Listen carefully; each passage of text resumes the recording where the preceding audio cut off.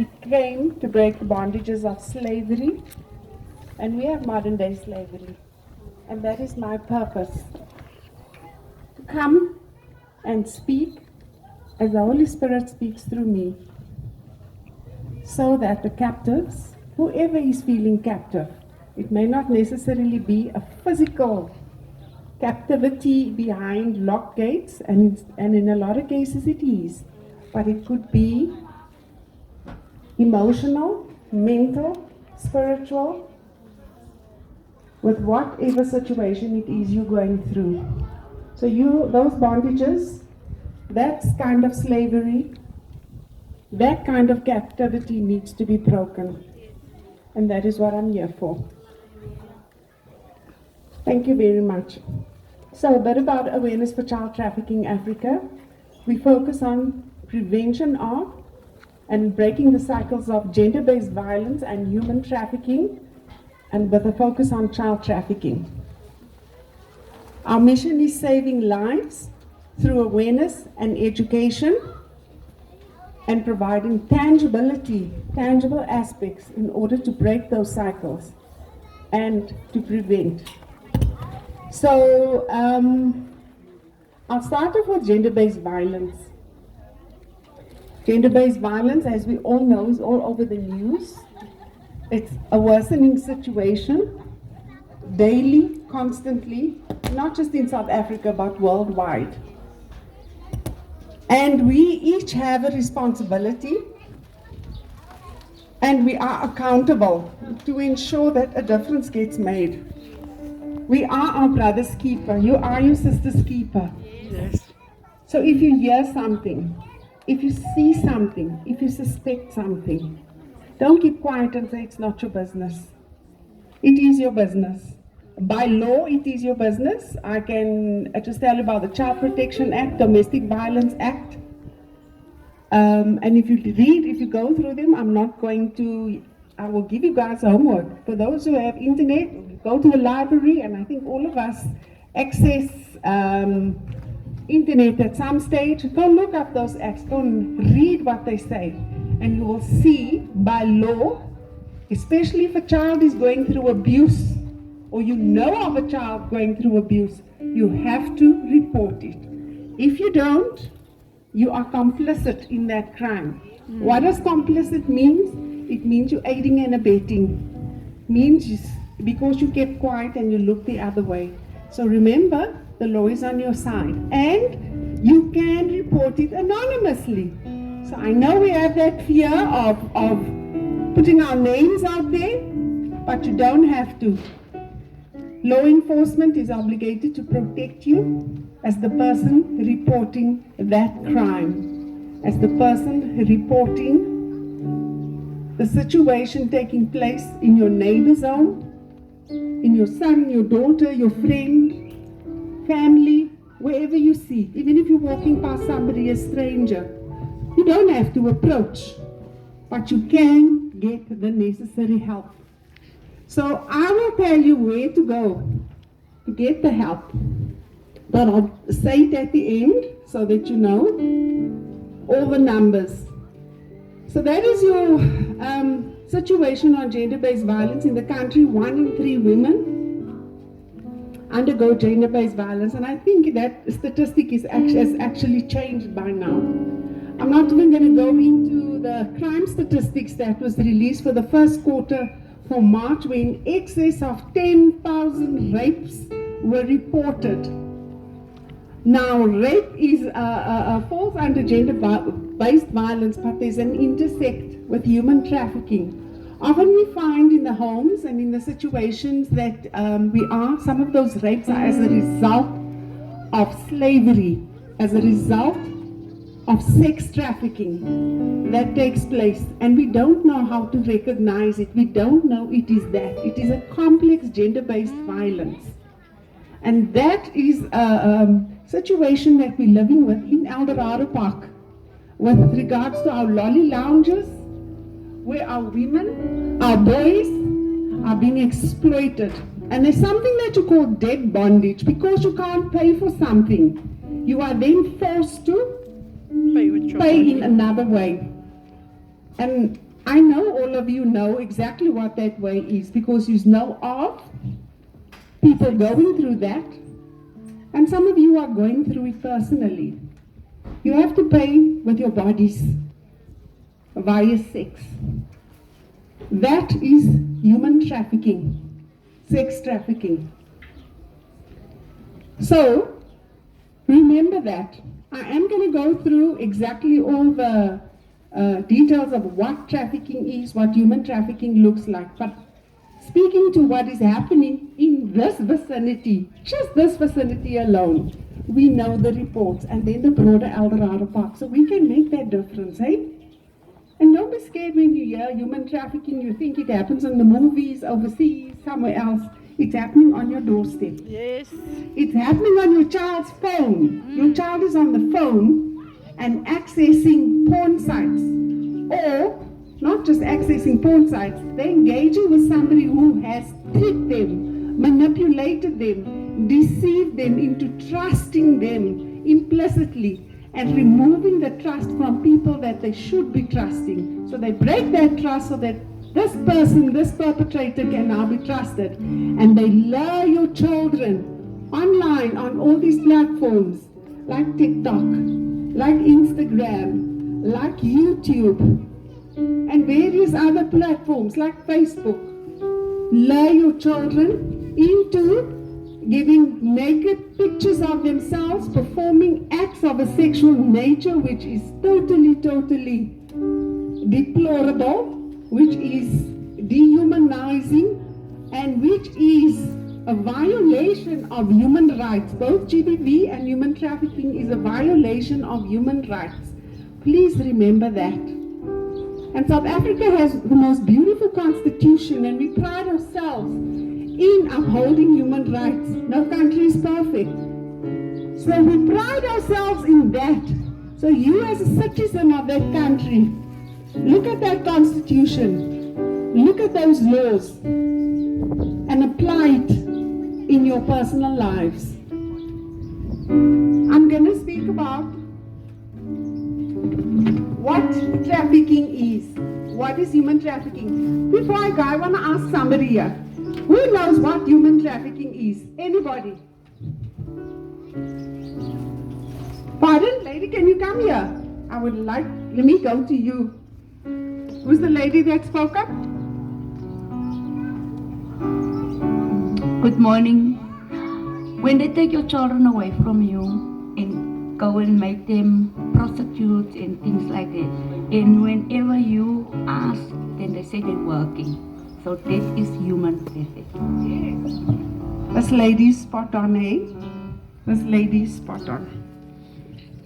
So yes, that's one of the forms of human trafficking. And the key thing which he has said is, your daughter will come and lie and say she's working. So there's deception. Yes. And that is human trafficking. Deception, manipulation. Most times when somebody's kidnapped, it is never because that there's trafficking involved. Kidnapping would probably be because somebody wants a ransom. I know you, there's some business, something that's gone wrong, you rich, certain things like that. But human trafficking exploits vulnerabilities. People that are desperate for jobs, for money, to put food on the table. Our youngsters who are desperate for relationships, desperate for love, desperate for attention, desperate just to have some kind of comfort somewhere, all kinds of desperations, desperate just to want something, even if it's a pair of shoes, dresses, to go somewhere. Those kind of desperations, the human traffickers prey on it because you've now made yourself vulnerable. So they get to know what your vulnerability is, and they will exploit it to the degree that you will not even want to trust your mother, your father, your aunt, your uncle, who you're supposed to be trusting. But often we find that, we do find that parents are perpetrators as well.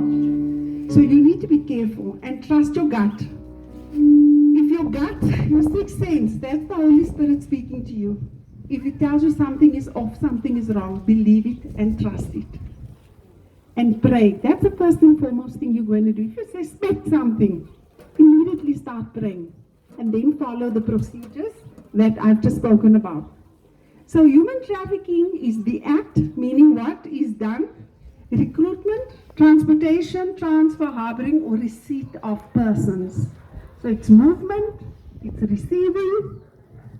South Africa is a destination, a transit, and a source, meaning all forms. You go, you come, you go through South Africa.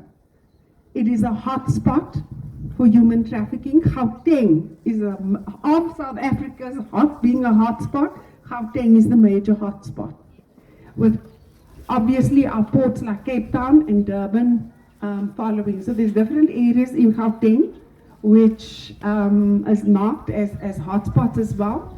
The organization a few months ago, we went around and we did a roadshow exposing and speaking about human trafficking in order people to reach out and get the necessary help and to be knowledgeable.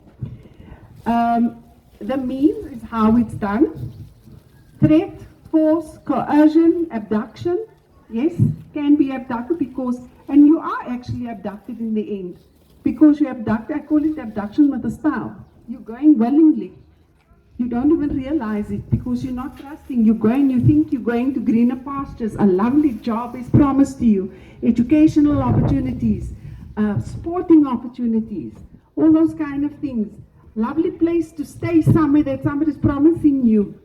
And in the meanwhile, when you get to the other side, all hell breaks loose. You are enslaved. Right? So, abuse of power or vulnerability or giving payments or benefits to a person in control of the victim. So very importantly, human trafficking is a business. There is no emotion involved. That human being is seen as a commodity, like a dress, like a piece of meat, buy and sell. How much can I get out of this person?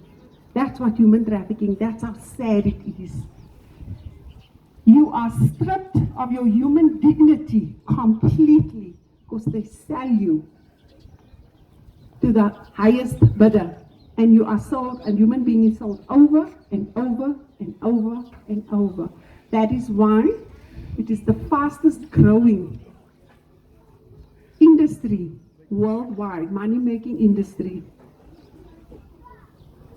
Up to 5 years ago, and that figure's changed, it's actually gone up. It's an estimated $150 billion a year that people make out of human trafficking. With child trafficking comprising of 55% women, which is girls and older ladies, and 44% boys. That's your ratio of trafficking that's taking place worldwide. Of that figure, 23% of that comes from Africa. So most of your human trafficking, the exploitation, takes place, people are exploited here in Africa. Why? Because of the downturn, what you call socio-economic problems. What is socio-economic? Economic downturn, social downturn because of poverty and joblessness and all those kind of things. So unfortunately, this is what Africa finds itself in. But we can make a difference, hey? There's always hope. It's up to us to make that difference. The purpose why it is done for exploitation, like I said, for prostitution of others, sexual exploitation, forced labor, slavery or similar practices, and the removal of organs. So I'll talk to you about forced labor. That's a big thing here in South Africa, especially with joblessness. So people want cheap labor. So they often lure people into jobs. They take their documents away so you can't get away. Or they're working in conditions, what you call domestic servitude. In terrible conditions where you're not even allowed to move out, to speak to anyone. Your movements are monitored. You're not paid, and if you are paid, it is extremely little. So, especially domestic people, so a lot of that is happening, and in your farms, agriculture, the factories. So if you take note of the news and you see a lot of busts that have been taking place, so yeah, and there's a whole lot more. Unfortunately, trafficking is something that isn't really spoken about and exposed. And we try through the organizations that they are to basically expose and highlight what is happening. And so people are more aware. So you don't become victims of or predators of human trafficking. To ascertain whether a particular circumstance constitutes a person, considers the definition of trafficking in persons. What you call the TIPS protocol is the rule of law in place that one can go and look at. It's called TACO-TIP.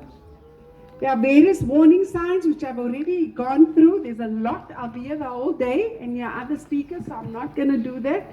So, like I say, there are warning signs. If it's too good to be true, it is too good to be true.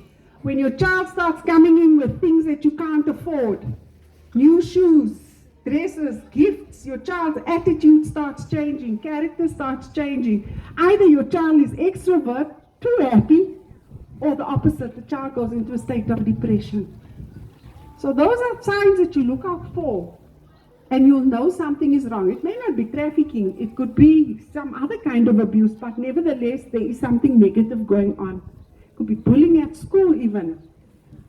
Your phone, your child's phones, please people, it is your business to know what's going on that phone. But not for you to approach your child in an abusive way.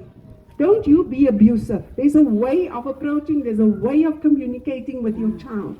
Communicate in such a way that this child will feel comfortable to come to you, to speak to you about any problem.